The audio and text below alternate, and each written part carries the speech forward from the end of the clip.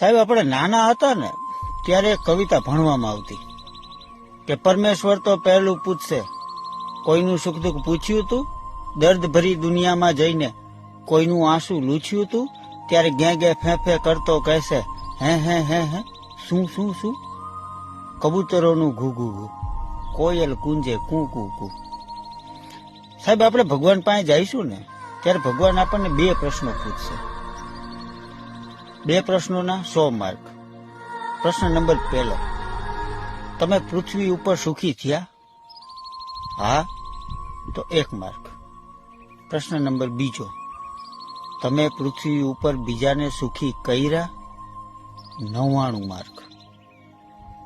સાહેબ, આ 99 માર્કનું કંઈક વિચારવું પડે, કેમ કે આપણે જેના માટે ધોળાધોળી કરી એનો તો 1 જ માર્ક છે. શું કેવું તમારું?